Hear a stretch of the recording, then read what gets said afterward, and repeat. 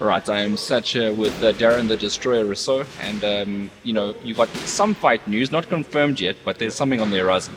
Yeah, for sure. We have something on the 23rd of September that we're working towards. Um, so, been training for a while now. Feeling fit, strong, ready for the fight. So, whatever the opponent is or whatever he brings, I'll be ready for that. Are you allowed to announce any opponents yet? So we at that stage? We have a name that nothing's confirmed yet, Yeah. but we have a name. Tsiko Mulovhedzi, who was IBO welterweight world champion. That's correct. So we fighting him by the looks of things. So I'm ready for that. I'm very excited to get in the ring with the former champ. So yeah, let's get that one on. So now, if that fight materializes, we're looking at a man that's been in the ring many times. He's a veteran of the sport, a former world champion. And what do you make of it? Because it's a different speed to what you've been fighting previously. Yeah, definitely. It's going to be a different speed. But I'm excited, and I feel like I've been sparring and getting into good rounds with guys in my gym, with people from other gyms. So I feel like I've grown a lot in the sport, in the ring, sparring people that are veterans, that have a high skill level, high boxing IQ. So we're gonna be ready for this fight. And I have to take you on a trip down memory lane. Obviously, the last fight didn't go your way. We've already gone over the reasons why you feel it didn't go your way. Did you ever think of maybe putting a rematch in to fight Orban Bedzo and Dala? Yeah, actually put his name in first, in the hat first. Okay.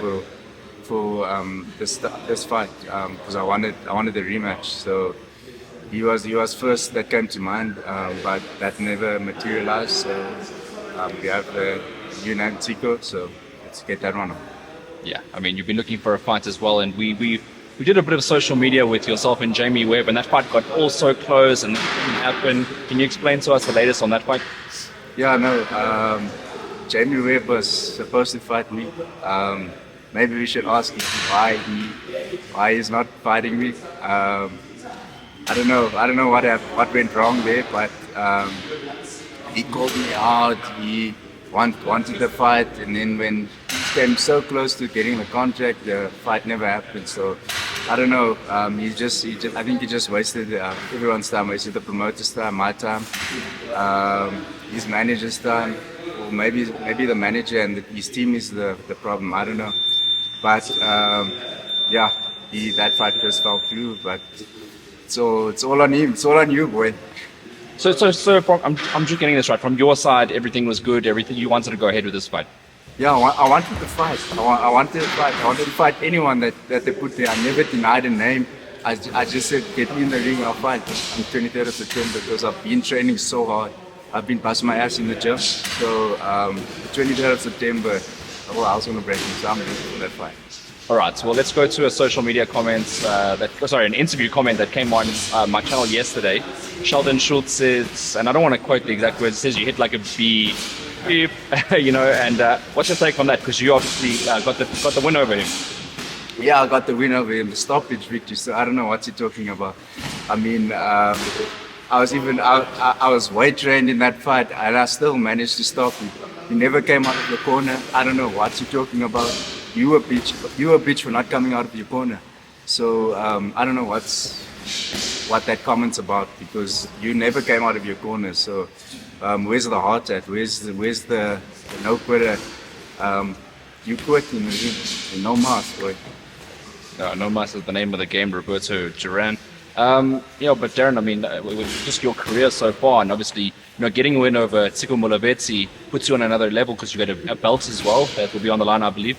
Yeah, we got the WPF Africa belt, so that's a fight that we wanted a belt by the end of the year, and now we're getting it, so we will get that belt.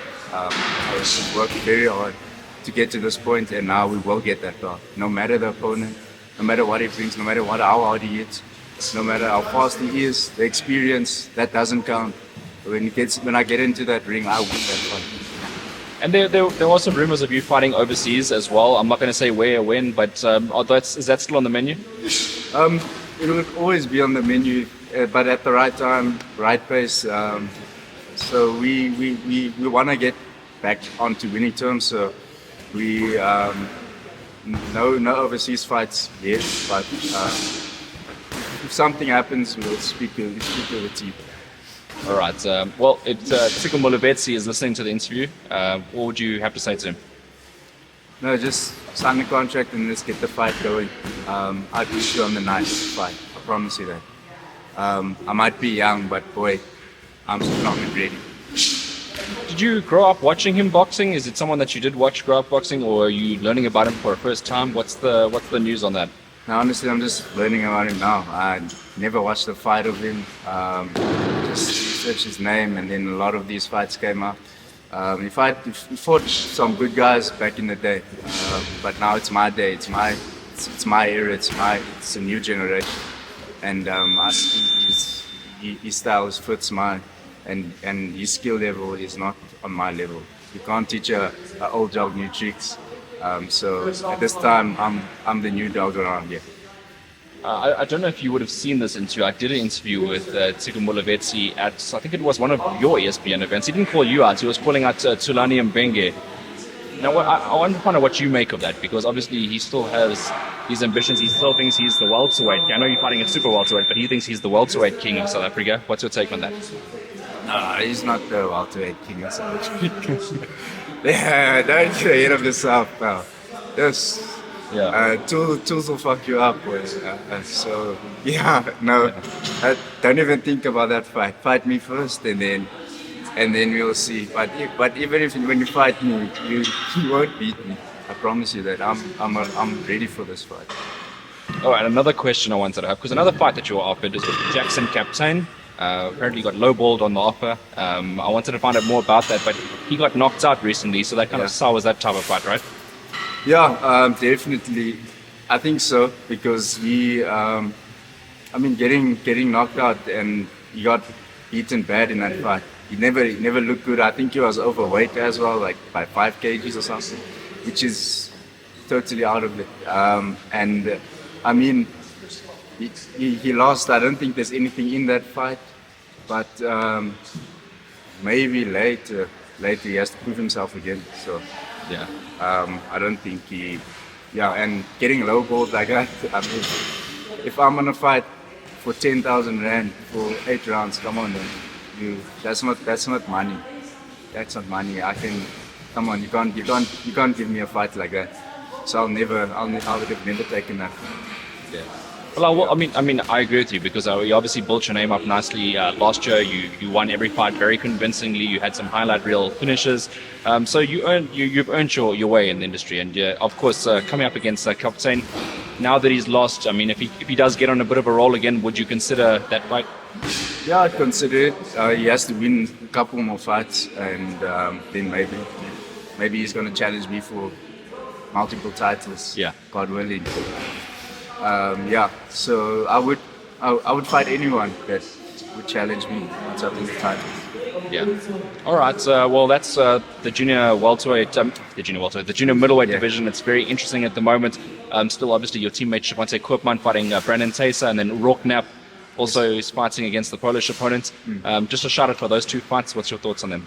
No, that's big fights. It's probably going to be fight of the year with Shavante and Brandon Tayser. I feel like Shavante he's helped me a lot in this camp, and I mean, like he's so sharp right now. I feel like he's gonna take he might even stop Brandon Tayser, but the looks are crazy. He's hungry, and I know he can beat him. And Rourke is always sharp. He's good. So I think he'll take care of his opponent, and might even stop him as well. So yeah, the boys are doing good. The whole gym is actually very sharp for fights coming up. All right. Well, that's the thoughts of Darrin the Destroyer Rossouw. Darrin, I'm going to let you go now. Lastly, do you want to send any thank yous, any shout outs to anybody? Yeah, shout out to everyone that supports me. You guys are amazing. We almost fighting soon. 23rd of September, that's the date. CPT, we're coming to you.